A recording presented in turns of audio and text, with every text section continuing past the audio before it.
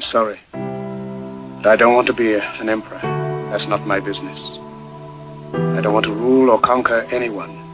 I should like to help everyone if possible. Jew, Gentile, black man, white. We all want to help one another. Human beings are like that. We want to live by each other's happiness, not by each other's misery. We don't want to hate and despise one another. In this world there's room for everyone, and the good earth is rich and can provide for everyone.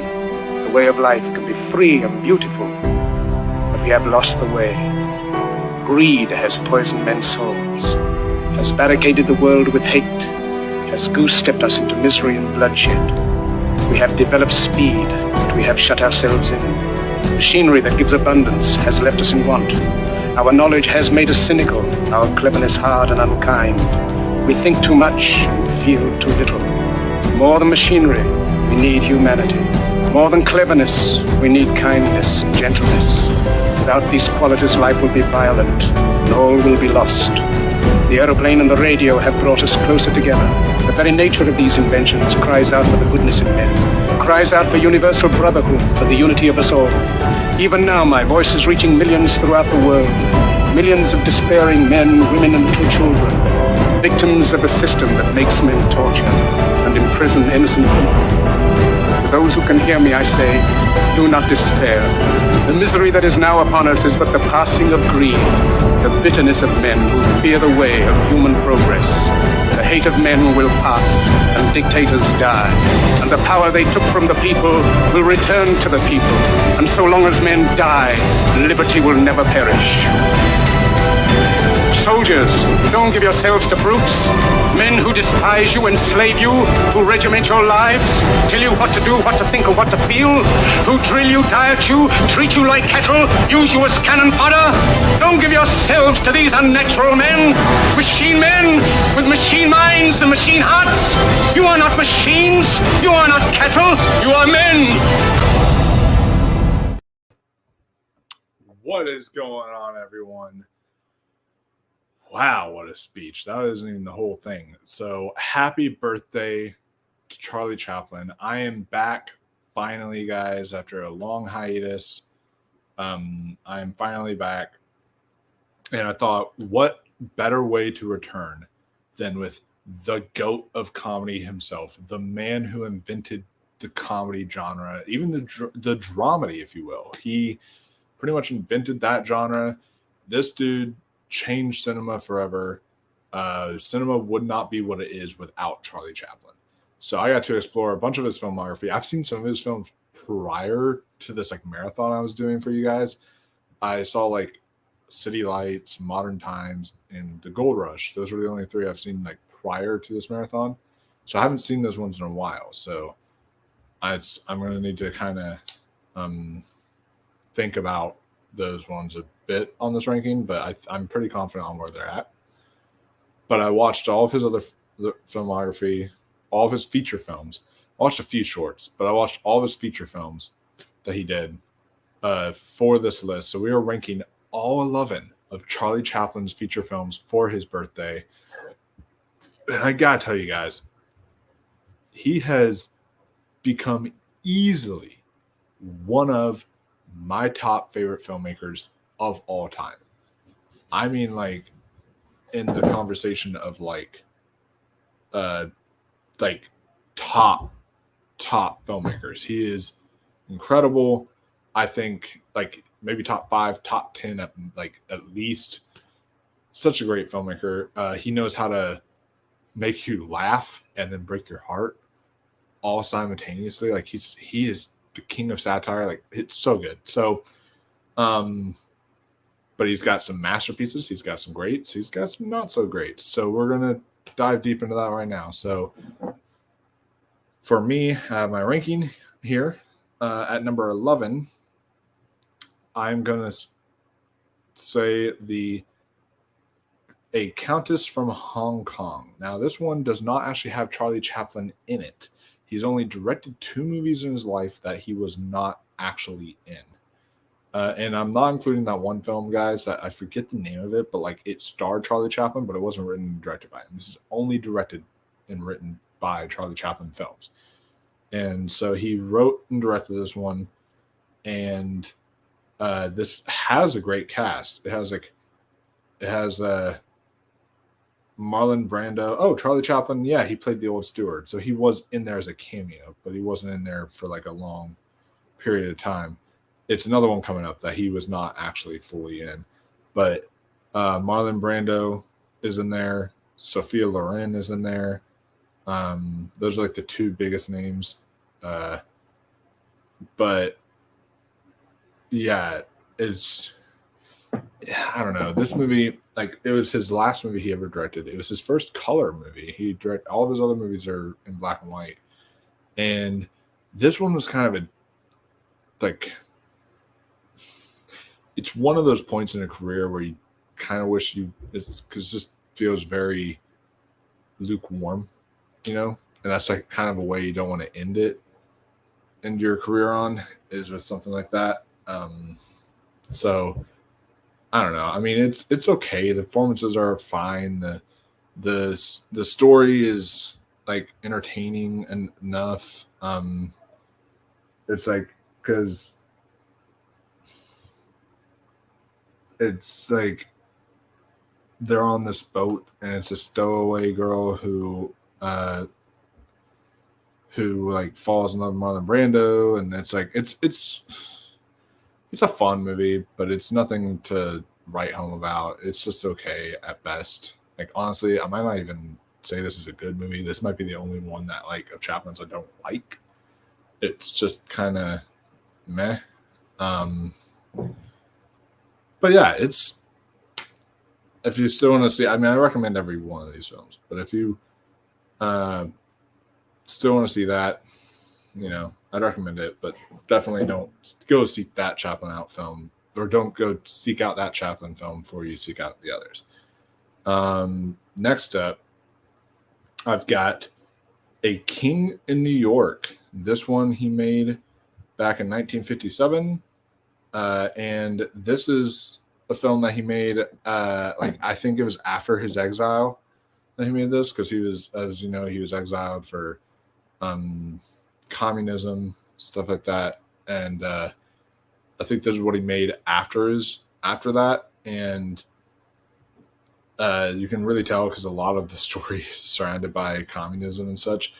And like, this is a movie that is filled with great scenes, but it's not a great movie, if that makes sense. So like, it's got a great, hilarious gag. And even when he does talkies, I've noticed this. Even when he does his talkies, he still has that like physical humor that made Chaplin so great in the silent films. And so it's really great to see him still with that in this film, because there's this great scene, I'm not going to spoil it, with a I mean, I can because it's old now, but like you guys can look it up on YouTube. It's fun, where he gets his finger stuck in like one of the fireman hoses, that the firefighter hoses, and it's like he can't get it out, and there's this whole gag of him just like walking around with a hose on his finger. It's funny. It's actually really, really good. That comedic bit is, and there's a few other comedic bits in there that are really, really fun. Like with this physical comedy that Chaplin's so good at. But overall, though, it's just kind of stale and just kind of, sort of like the Countess of Hong Kong, where it's just like, it could be better. I don't know. It's nothing to write home about. What's funny is both films are technically,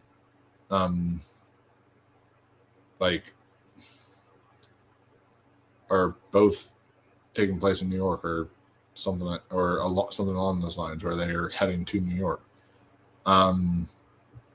It's fine. This one is, but it's nothing great. Next one. This is where I start to get into because this film, I like this film. I don't love it. I don't think it's one of his best, but I still like it, especially the ending. Like, I've discovered this with Chaplin. Even in his films that aren't that great, this man knows how to fucking stick a landing.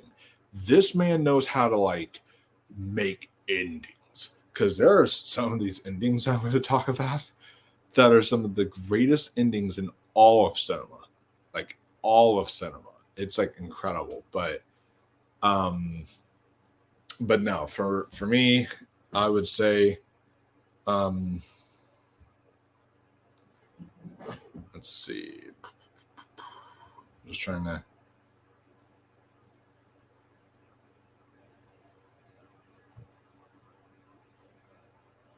Yeah, so for me, my next spot, the next one at number 11 was Countess from Hong Kong. I'm trying to keep numbers here. Number 10 is The King of New York. Number 9, I have A Woman of Paris. This is a really fun kind of not really fun. Let me rephrase it. No, I had fun on the brain because of the last two. This is actually Charlie Chaplin's first ever like fully dramatic movie. There's really no comedy in this film whatsoever. This is his first ever like dramatic film he ever did, and he's not in it. He's like fully not in it, not like a small part, whatever it may be. He's fully not in this film, and it is, and it's, yes, you do miss him, but at the same time, like, I feel like he wouldn't have fit like for this type of film. So I'm glad that he kind of took us like just did behind the camera for this, and it's A Woman of Paris. So this one is a character study that stars actually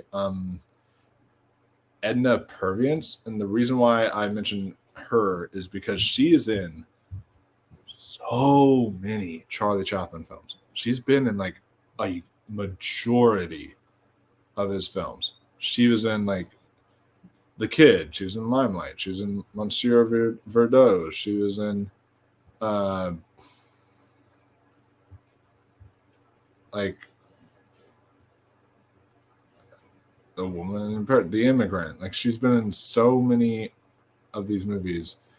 It's like kind of insane just how much she's worked with Charlie Chaplin. But this is a fascinating character study of a woman who falls in love with this like painter who they end up running away together, but his mom gets sick, so he has to stay behind while she goes to Paris and lives a life of sin and becomes this other person entirely. But then they meet again. She still has these feelings for him, and it's like it's this really beautiful, emotional love story between these two characters, and it's actually very, very well done. This ending is really sad, really emotional.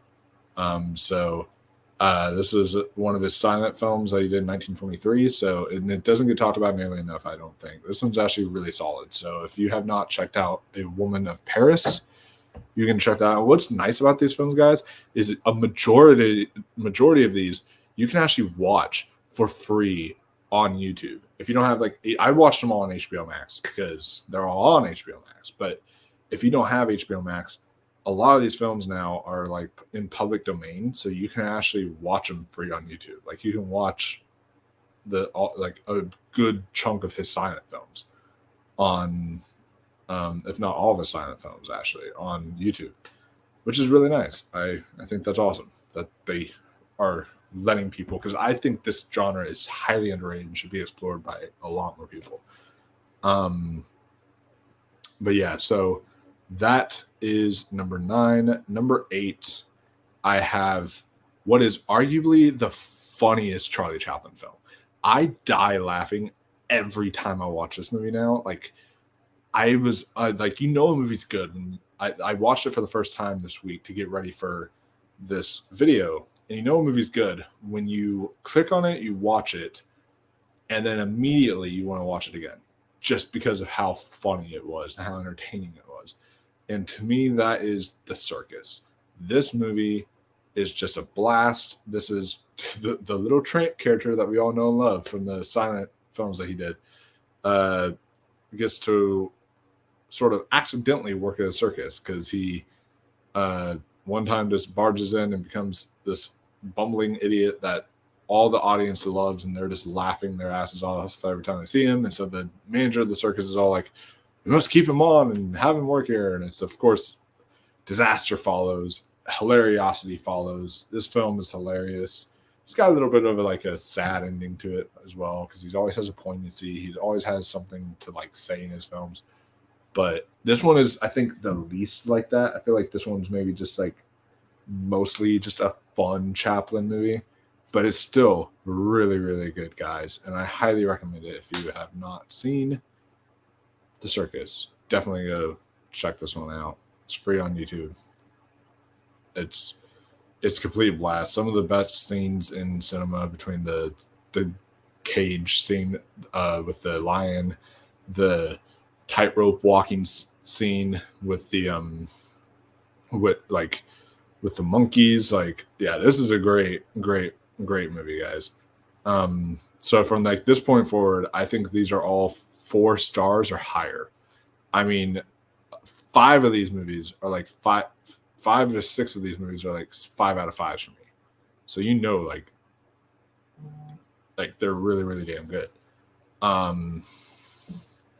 So next up for me, I have one at number 7, which is, let me just see if because 11, 10, 9, 8, 7. Yeah, I have number 7. So now I'm kind of caught. Number 7, I have, I'm going to try to pronounce it right, Monsieur Verdeau. Now, this is one I also feel does not get talked about nearly enough. This is a film where Charlie Chaplin, the little tramp, the one guy we all know and love, he actually plays a serial killer. He plays a mass murderer in this movie. And it's just kind of it is really, really, really good. And it, honestly, I gotta say, when I watched this movie last night, hold on, guys.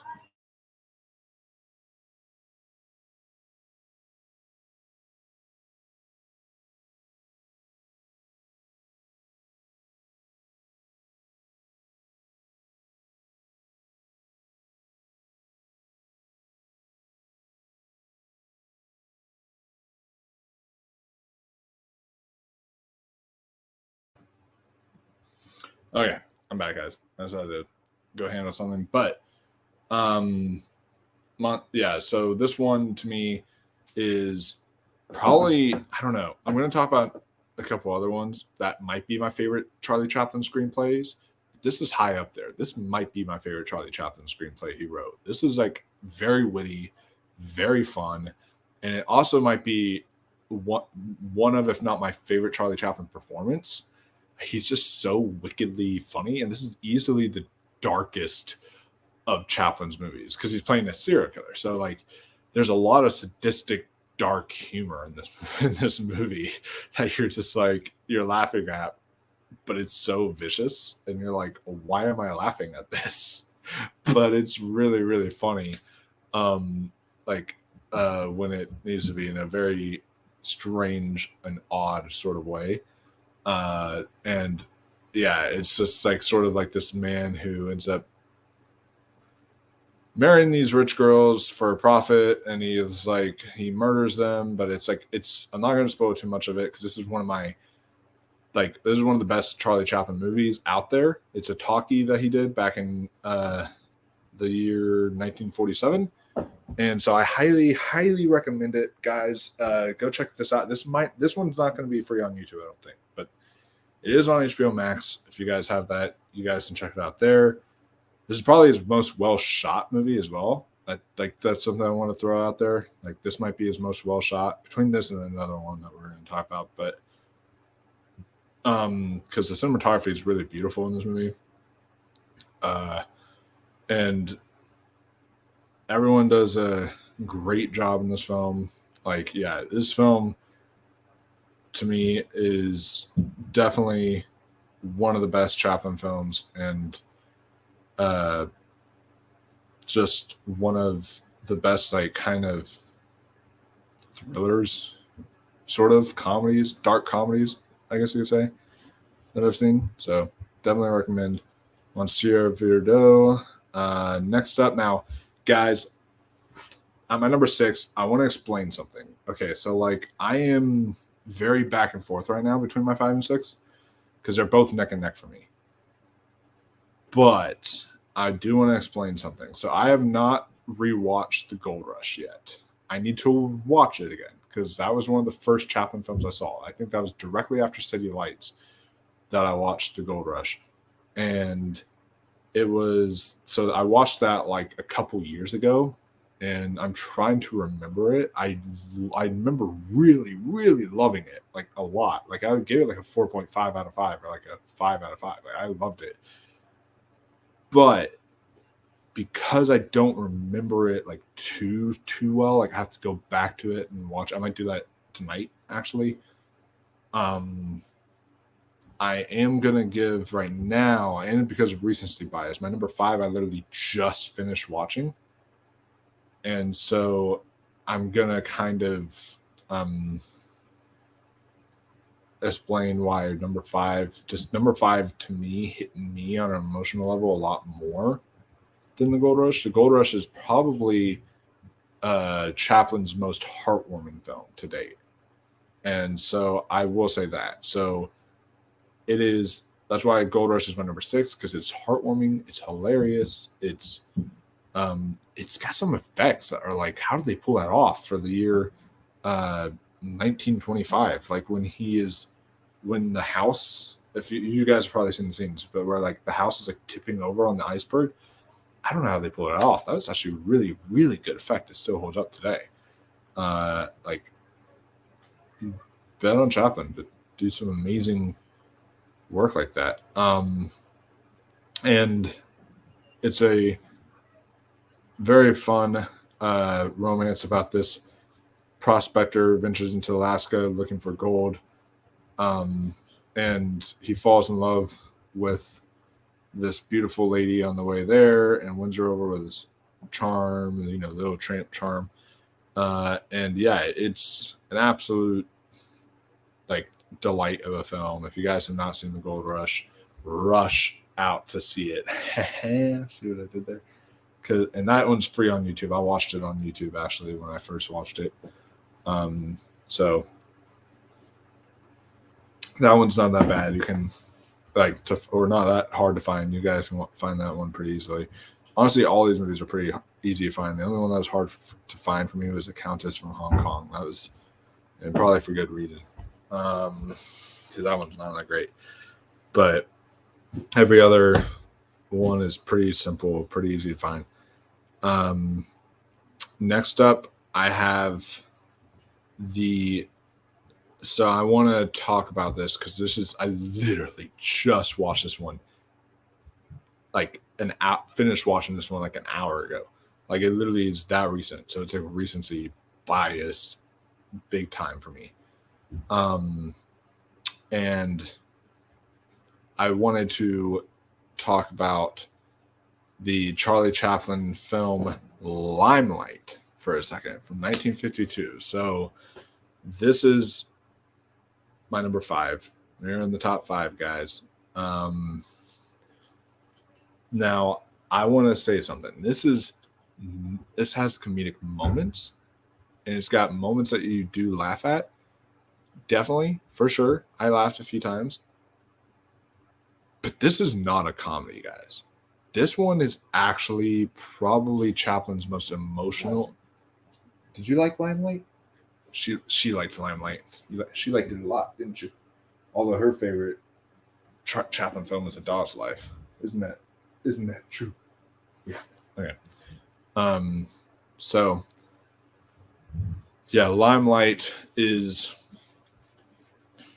about this sort of washed up music hall kind of comedian who befriends this dancer, and because he's an older washed up comedian, he feels he doesn't have it anymore, and so he tries to make sure she can become this big dancer and this big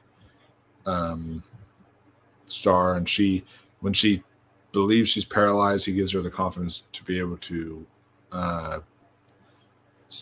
and she's also depressed and all that. He gives her the confidence to be able to stand up and dance and fulfill her dreams.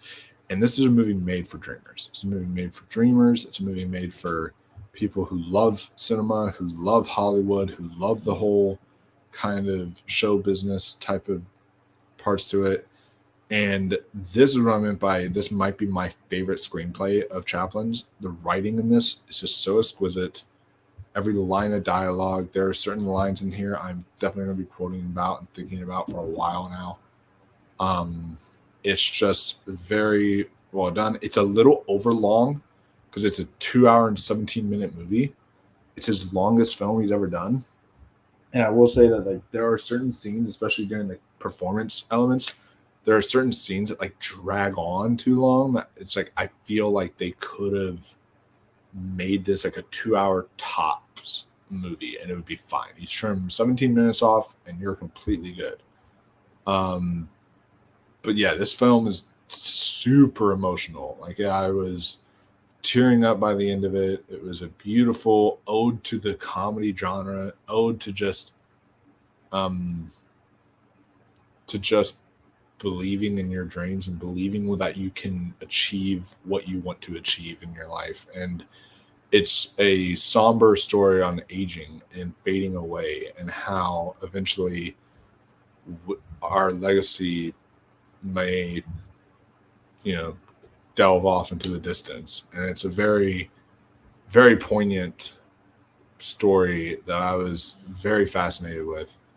And also, for a little bit of fun little Easter eggs for you guys, Buster Keaton is in this movie. It's a short role, but Buster Keaton is at the end of the film. And if y'all don't know who Buster Keaton is, it was always Charlie Chaplin and Buster Keaton. Back in the day, Buster Keaton was this very popular silent filmmaker as well. And everyone knew this, like it was him and Charlie Chaplin. They never worked together until Limelight. And what a fantastic movie for them to work together in for the first time. And their scene that they have together is absolutely just incredible. So if you guys have not seen Limelight, definitely check this one out.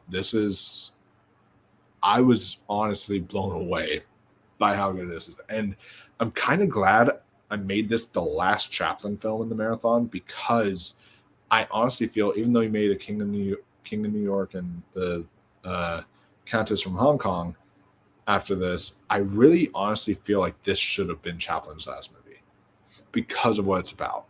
Like at this point in his career, he even started to question it. You can look it up too. Like he's questioned where he was going to go with his career. Like after being like he made this, I think, during his exile or right before his exile, something like that. And he didn't know where he was going to go in his career. He thought he was a has-been. He thought he was like all this type of stuff. And just to see this filmmaker come back and to just in such a unbelievable way, and to be able to tell people, hey, I'm actually as strong as ever. It's very, very powerful, guys. Like I feel like this should definitely be his last film. I'm not going to spoil it, even though it came out in 1952. There's some stuff in here I want to share, but I'm not going to talk about it, guys, because I want you guys to all experience these films. And it is a beautiful, beautiful, somber movie. So if you guys have not seen Limelight, check it out. And I will say this, because it is a couples film. Like it's still a romance. He has romance in every single one of his movies. And because it's a romance, I gotta say, like, this is maybe my favorite couple that Chaplin has made. Like these two, you really buy into their relationship, and it's very beautiful. It is so well done. So yeah, for me, number 5 is Limelight. Number 4, we have The Kid. This is his first ever silent film he did, like feature silent film, not first ever silent film, first ever feature silent film he did back in the year 1921. This is a masterpiece. This was actually my like number 2 favorite, and then I watched one last night that bumped it out of number 2, and then it was my number 3 favorite. But then I thought about how good one of the other ones was. So now this is my number 4 favorite of Charlie Chaplin's right now. So again, this is going to change, guys, because all of his films are so good, or most of his films are so good, guys. But this is going to like change, like back and forth. But this film is very beautiful. It's about the tramp, the little tramp character that we all know, who one day he's just walking, and then he finds this little kid on like just laid out on the side of the street, because the main girl, again played by Edna Purviance, she couldn't take care of the child, so she drops it with a note saying, whoever finds this baby, please take care of it, and treat it like, and or something along those lines. That's what the note says. So he listens, he takes care of the child grows up a bit, and so he gets to become this father to this kid. And then certain things happen. She finds out that about the kid and everything, and so I'm not going to spoil it for you guys, because again, a lot of my viewers have not seen these films, so I really want to be as vague as possible. But it's very beautiful. I will say it opens saying a picture with laughter and maybe a tear, and that's very, very true, because you laugh in this film, you cry in this film. The acting is superb. This is my favorite Chaplin score too. He scored a majority of his films, like almost all of his films he did the compositions for. But this is my favorite one. He composed it, produced it, acted in it, directed it, wrote it, and edited it. He did 6 things, guys. 6. That is insane. And so he did a phenomenal job on that. It's the shortest of his features. It's like an hour and 8 minutes, guys. It's an easy breezy watch on YouTube. Watch that version. It's like the uncut version. There's like a 53-minute version that you can watch on HBO Max, but it's like interesting how there's another version that is on YouTube that's longer. So I definitely recommend that version, but it is, and a little fun little trivia fact for anyone watching. So Jackie Coogan plays the kid, and Jackie Coogan is the same guy from the Addams Family TV series. He played Uncle Fester in the original Addams Family TV series. So there's your little fun trivia for the day. So that's a little, for all of you people who are interested in trivia, there's your trivia fact for the day. Very, very interesting. Yeah, very beautiful movie, very poignant movie with a lot to say, and hilarious. There is one sequence in this film. I still don't know how I feel about it, and you guys have heard people probably talk about it. The Dreamland sequence. I understand it's a dream. I know he's trying to probably say stuff and convey stuff, but I still don't fully understand what he's trying to say with it. I need to go back and watch it again and like try to understand that. So that's like my only flaws. Like I don't really know what he's trying to convey there, but everything else I pretty much fell in love with the kid. So, and so yeah, guys, the kid is number 4, and what a masterpiece it is. From these, now these next 3, the top 5 are all like 5 out of 5 type movies for me, but these next 3 in particular are like some of Chaplin's very, very, very best that I want to talk about. So, first off, though, before I get to the top 3, I want to take some of your comments. We have Flet's Movies and Pop Culture 13. What's going on, man? Kyle Curtis Flet is in the house. Says, hey, Michael, how are you doing? Ross Bristow says, hey, man. Hello, how are you doing, Ross? I know that you're going to be watching City Lights because that'll be mentioned on one of the streams I do with you soon. So you should at least start that film tonight because of it being Chaplin's birthday. It's a really good one. Not taking your comment, Ari.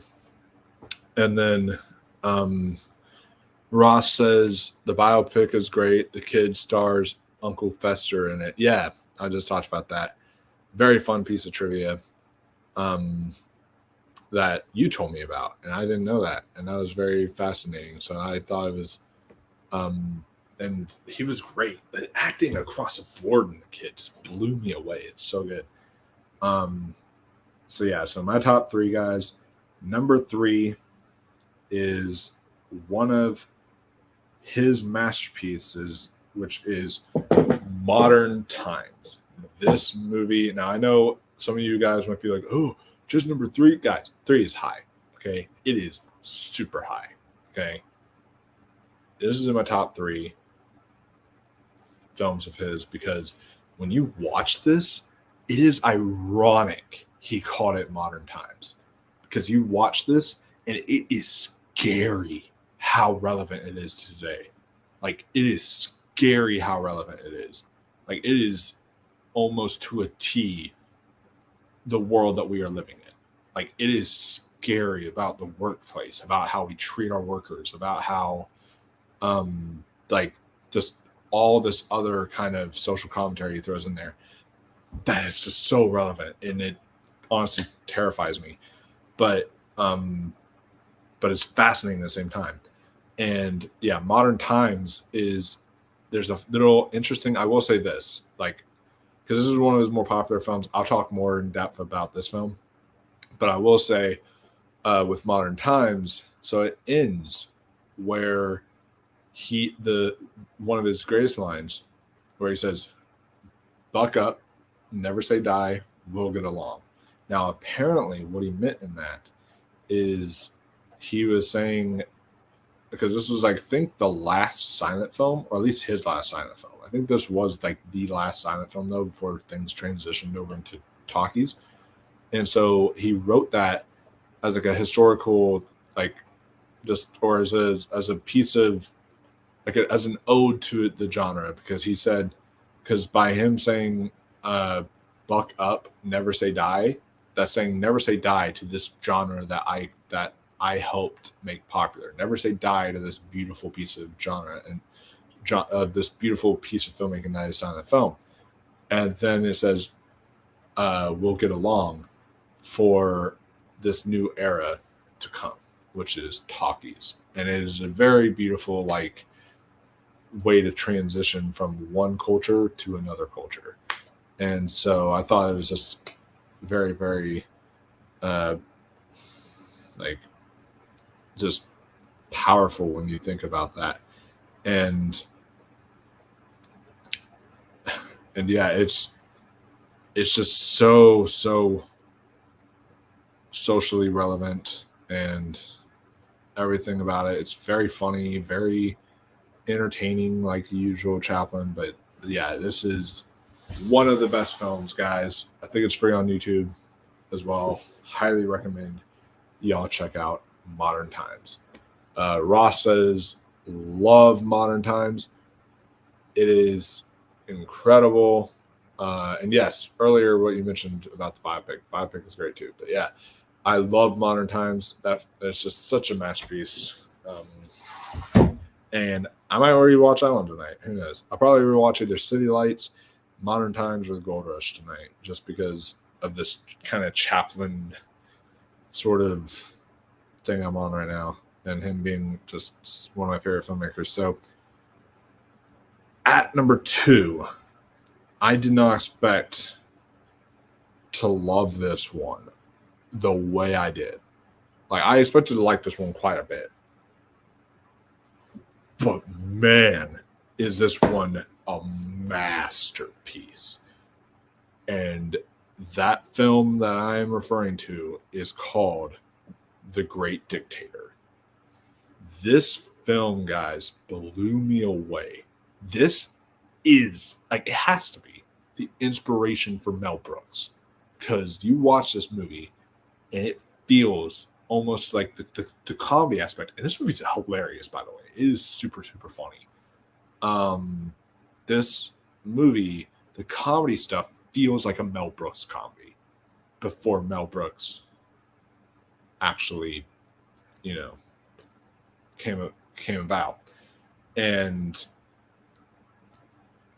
so, like, as I was watching it, I just kept on thinking that in my head.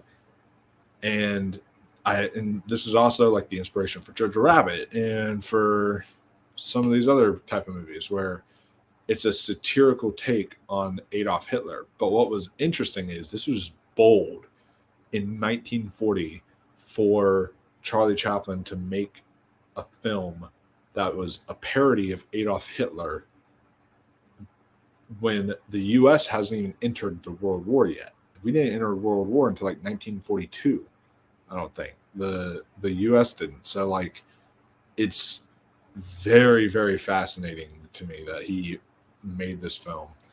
And it was just, and at the time it was super controversial. It was the film that got him exiled. Like, it was a big reason why he was exiled for communism and blacklisted.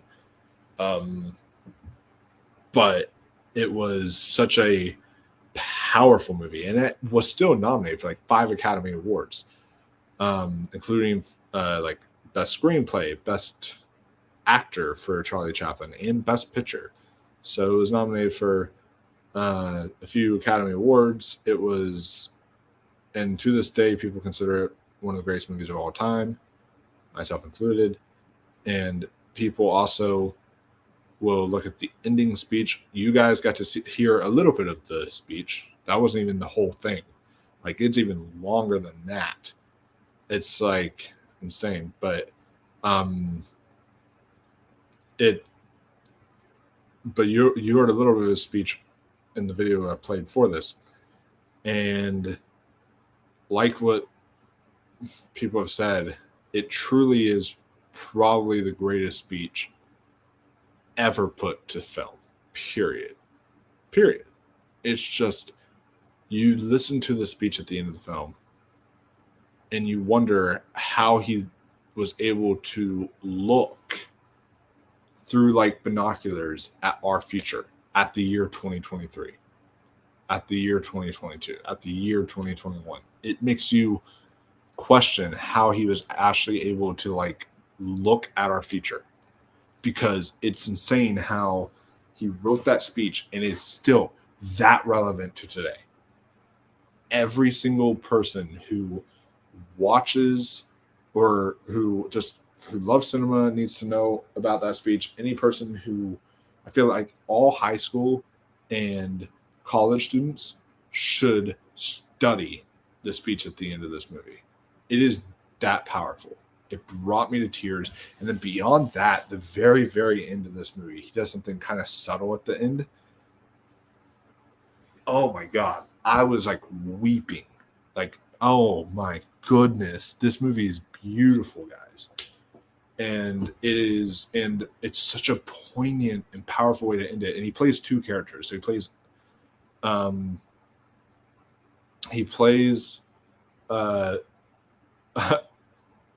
I think it's Adenoid Hinkle instead of Hitler. And then he plays a Jewish barber and who looks a lot like Hitler. And they do something kind of funny in the movie with that. And he even brings back his little tramp character, because the Jewish barber is like dresses up like the tramp. So it's very interesting to that he plays 2 roles, 2 drastically different kind of performances as well. where he's more of a Fooey, as they even call him. Instead of the Führer, they call him the Fooey in this movie. And it's like he acts very silly as Hitler, but then he'll be more serious as the Jewish barber, and it's like it is very, very entertaining, hilarious. There's some of the most iconic scenes in this film I've seen in cinema, like the scene with the globe, the scene with the like the openings, with the of course the ending. Just everything in this movie, guys, is phenomenal. So if y'all have not seen The Great Dictator, check this one out, because this is a beautiful piece of cinema that will live on in the halls of cinema for a very long time. And it is probably my favorite. I don't know. It's hard because there's a lot of good satires out there, but it might be my favorite satire. It is very, very well done. Oh, that was not good. I will clean that up after this video because I am almost done, but I just made a mess with my soda. That's fine. That kind of stuff happens. There's still some in here. That's all that matters, right? Anyways, this stuff is expensive too, so that was actually not good. I made a mess there, but I'll clean it up. Whatever, that's fine. Anyways, before I get to my number 2, y'all have written some more lovely comments, so let's get to that. Yeah, he unfortunately died on Christmas. Like, I can't imagine how his family celebrates Christmas. It's like, that would be so rough. And then read his book. I didn't know he had a book, Charlie Chaplin. I did not know that. I'm gonna have to read. I am definitely gonna have to pick up his book and read that at some point. And then I've heard it's like the movie Dave. Oh, I don't know if I've seen Dave. I've seen Meet Dave, I think, with Eddie Murphy, which is like not a great movie. But I have not seen Dave. And I know there's the show Dave. But yeah, I don't think I've seen the movie Dave. So I'll have to check that one out.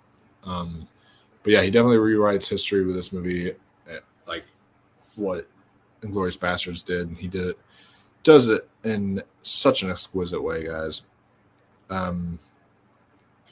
So my number 1, the single greatest Charlie Chaplin film of all time, the greatest, like one of the top 25, maybe top 20 greatest films in cinema of all time, just is this film that was my first Chaplin film I ever watched.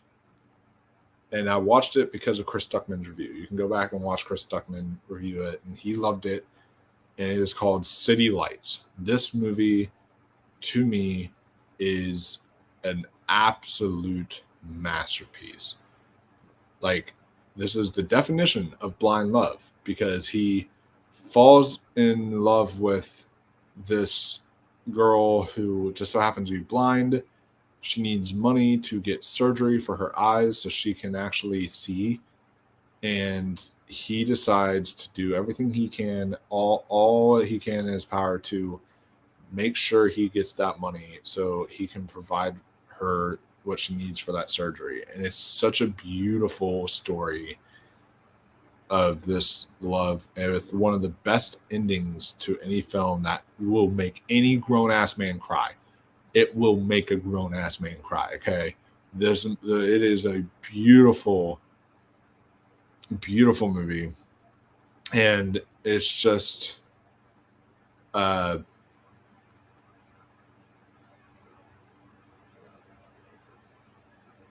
it was interesting. I did not know this.